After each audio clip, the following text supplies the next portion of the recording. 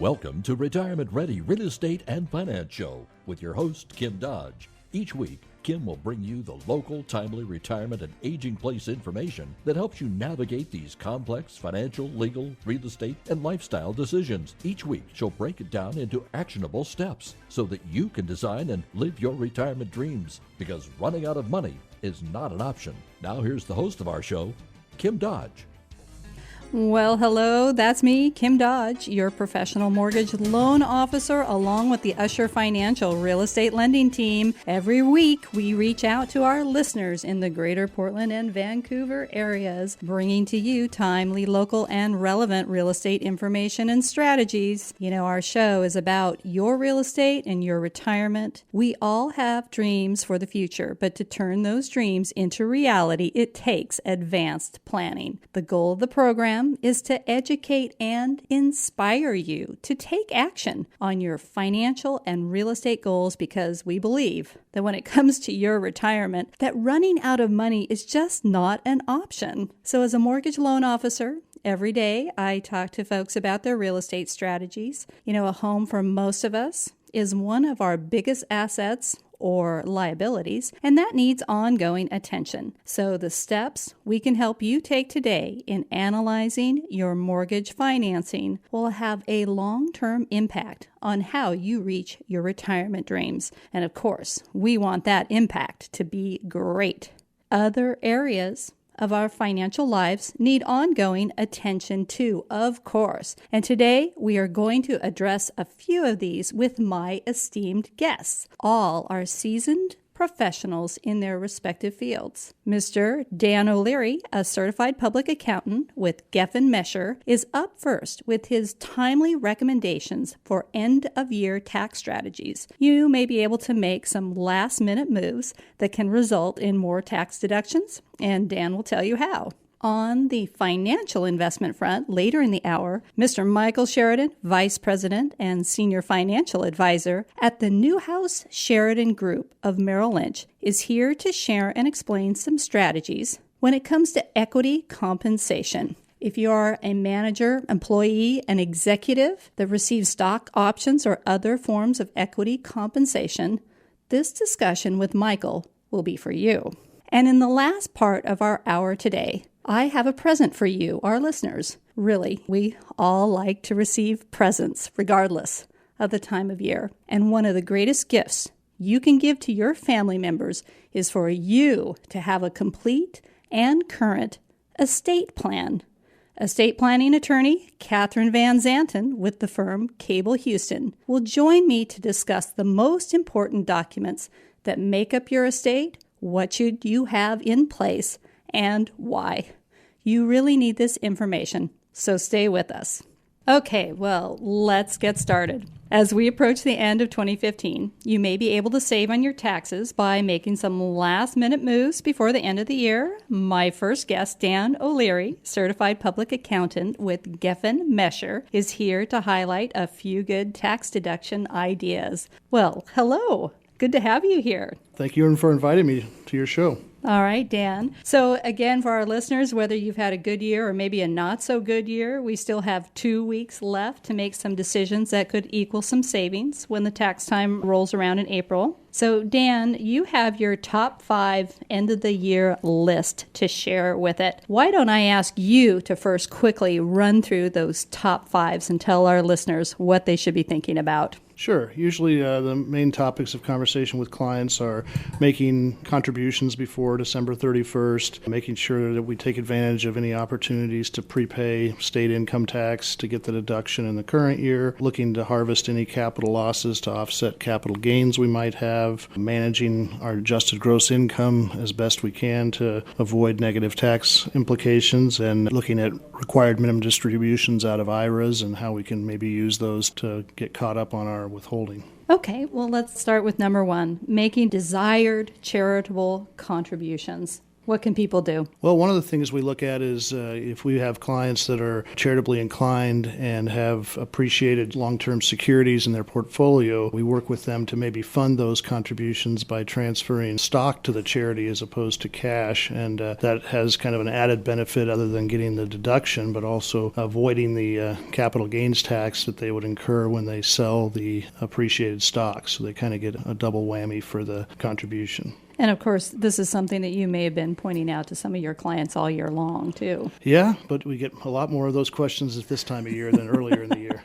Well, I should mention, too, you're coming on here in the end of December, Dan, and we know this is an incredibly busy time. So we'll just keep on moving so you can get back to some of your clients here. Okay, number 2 was prepaying state income tax prior to December 31st. Yeah, so this is pretty basic planning where since you get an itemized deduction on your federal return for state taxes, but you get it based on when you pay it. If you wait and pay your liability in April, it becomes a deduction on next year's return, but if you pay it in December, you get to deduct it this year. So we always try to identify clients that are going to owe money in April, and if they benefit from prepaying that tax in December, we try to have them do that. It's become more difficult as more and more taxpayers, especially in Oregon, are subject to the alternative minimum tax and don't get that benefit, but we still find a fair amount of our clients that benefit from prepaying, and we'd always rather find that now than in April. Well, I think that's a good size one here because that really is something that an individual can be proactive on in asking for sure. Yep. Number 3 was consider harvesting capital losses to offset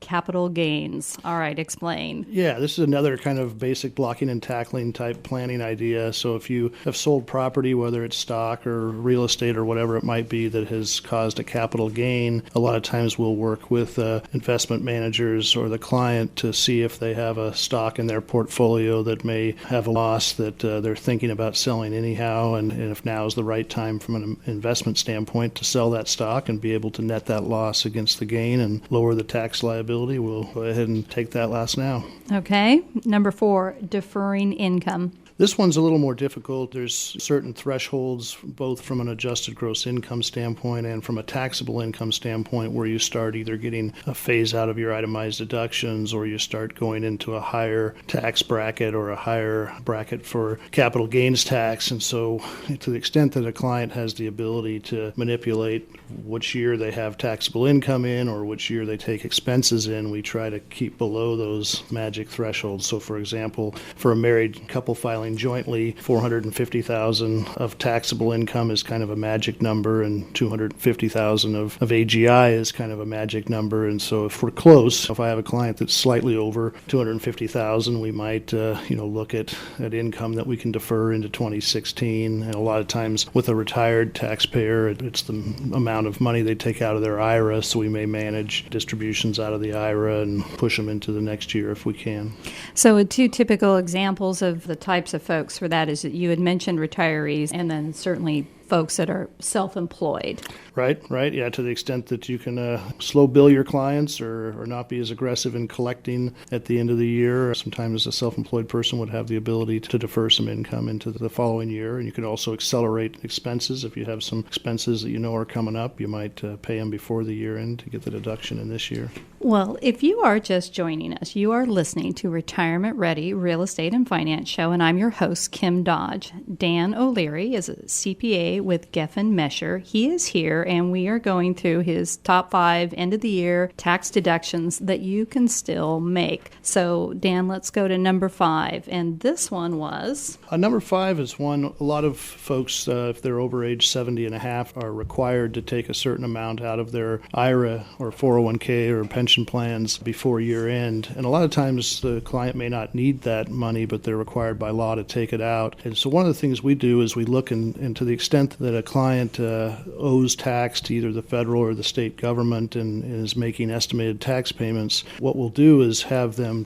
go to their retirement plan or IRA custodian and have withholding taken out of their distribution, and that withholding can then replace the money that they would have to take out of other assets to make their estimated tax payments. So there's kind of a benefit in that you don't take out more money than you need to from other sources to pay taxes, but there's also a benefit that people don't appreciate sometimes in that when you make an estimated tax payment, the government counts that payment based on when they get it. So if you make a payment in December, you get credit for making it in December. If it's withholding, the withholding is considered to have come in ratably throughout the year. So, so even if you get your distribution in December and you have all your year's withholding taken out of that distribution, it's deemed to have come in each quarter throughout the year. So it allows us to kind of sometimes make up for prior sins as far as missing estimated tax payments and get caught up through the withholding. Whenever I have a choice between making an estimated tax payment or having withholding, I choose withholding. So really, in a number of these things, some of these moves individually can be dramatic, but really, as you had mentioned earlier, the basic blocking and tackling, it really is a series of potentially small, consistent management moves that you make that really can make a difference for an individual. Correct. And every individual situation is different. And so the hard part about reading airline magazines or reading things you see in the mail is everybody's tax situation is different. And so you have to figure out the unique aspects of every client, and it's different planning ideas for different clients. Okay, so we had a conversation here, and you had actually added in a number 6. And so this is consider gifts to utilize your annual $14,000 per person contribution. So some folks may be interested in that in this last couple of weeks of the year. Yeah, it's really a estate planning idea where you're able to give up to $14,000 a year per person and have that come out of your estate and not count against your lifetime exclusion. A lot of people are kind of taking their eye off of the estate planning now that the lifetime exclusion amount is so high, and I'll hear clients say, well, I don't have a taxable estate anymore, and they lose track of the fact that Oregon has an inheritance tax, and the threshold for that is much lower than the federal. So there still is a benefit to taking advantage of gifting to get money out of your estate, even if you're below the federal threshold. So Dan, in about the minute and a half we have left, let's mention a little bit here about real estate. So if a client has purchased or sold a property this year, what documentation are you seeking from them when it comes to doing their individual tax returns coming up this spring? Well, usually we ask for the what's called the HUD-1 document, which is kind of the legal size paper, first couple of pages of the big book of stuff that you get from the title company that kind of shows what you sold it for and what they took out of your money and what went to the other party and so forth. We also need to know the basis of what they paid for the property when they bought it. For existing clients, a lot of times we have that in our records, but for a newer client, we may need to have them go hunt through their records and find the records of what they paid for it and when they bought it. All right. So Dan, you've been a CPA for 27 years. Tell us a little briefly here what led you to this profession, and if someone is looking to engage a CPA like yourself, what would they expect from an initial meeting? Well, in an initial meeting with a client, usually, number one, I'm trying to figure out their particular situation and whether my skill set and our firm is a good fit for that client. And if we're not, I'll tell them that. And if I can, try to refer them to a firm that's a little better fit for them. Try to make sure there's no surprises from a fee perspective and make sure that both parties kind of know what to expect from a fee and whether that's acceptable. And then try to get a feel for what the taxpayer or the client's hot buttons are, what things that they're interested in and how they want to be communicated with, whether it's via email or phone or face-to-face. And so it's really very less technical and more personal. And what led you to this profession? Well, that's an interesting question. I graduated from college in the mid-'80s, and we were kind of in a funk, and the marketing and management majors weren't getting jobs, and I decided that I'd go join an accounting firm and do that for a couple of years until I decided what I wanted to be when I grew up. And grew up and started my career in public accounting and liked the clients, liked the people, liked the challenge, and here I am. And here you when my are. daughters were little, people would ask them, what do you want to be when you grow up? And they'd look at me and say, I don't want to be a CPA. And I'd just smile and say, I didn't want to be one either. So you're not hurting my feelings. Oh, very good. Dan, what is the best way for people to get in touch with you? Probably my email address. It's doleary@gmco.com or via phone, which is 503-445-3364. Well, Dan, thank you for sharing all of those timely recommendations for people to evaluate on their own taxes with the last, I know, maybe not what everybody wants to do, but incredibly important, wouldn't you say? Yeah, well, thank you for having me on the show. I appreciated the opportunity. Oh, my pleasure. That was Dan O'Leary, certified public accountant and shareholder with Geffen Mesher. So do visit our website at retirementreadywithkimdodge.com, and you will find all of Dan's contact information. And of course, the podcast here will be uploaded early next week. So if you know someone that should be listening to it, you can forward it on to them. So stay tuned. We're going to take a quick commercial break. And up next will be Michael Sheridan with the Newhouse Sheridan Group of Merrill Lynch to help us understand some rules and strategies involved when it comes to your equity compensation. I'm Kim Dodge, and you are listening to Retirement Ready on the Money Station, AM 1410. We'll be right back.